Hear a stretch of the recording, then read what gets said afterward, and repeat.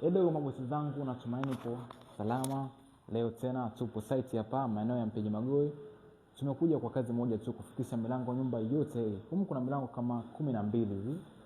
Tumepewa kazi, tukapewa design ya milango mteja wetu anayotaka, na tukaanza kazi pia. Na hapa tupo kwenye hatua za fitting. Lakini leo kuna kitu kimoja ambacho nahitaji nikizungumzie kwenye issue ya ujenzi. Mteja wetu alikuwa anatengeneza frame, sisi tumekuja kutengeneza tu milango. Na hapa pia kulikuwa kuna changamoto moja. Hii frame ilikuwa ni fupi. Hapa kulikuwa kuna filtration. Kwa mshauri, ili mlango wake upendeze zaidi, unapendeza huwe mrefu, hasa wa nje. Kuna huu wa kwanza na kuna mwingine mkubwa sasa wa nje. Huu ni wa nje mkubwa pia, ambaye ndio huu hapa. Na wenyewe tushaufunga na mwingine ikiendelea kufikishwa huko. Lakini pia bwana, kitu ambacho nataka niwaambie leo bwana ni changamoto kama hii. Mlango wa nje hauna haja ya kuwa na ventilation. Hauna haja kabisa. Kama unahitaji nyumba yako ipendeze vizuri, ventilation sio kitu cha kuzingatia sana.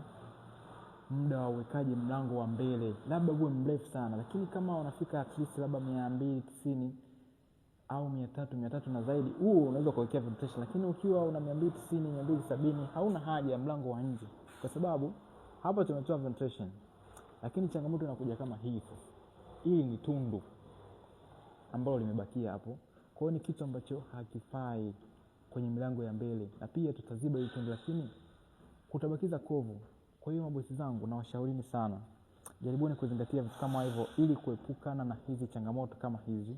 Hapo tukiziba patabakiza kovu, ni kitu ambacho hakifai, na nyumba ni mpya hii. Kwa hiyo kuweni makini sana mnavyoangalia mafundi wenu, kukagua, na jaribu kuchagua mafundi wazuri ambao wana experience na kazi wanazozifanya.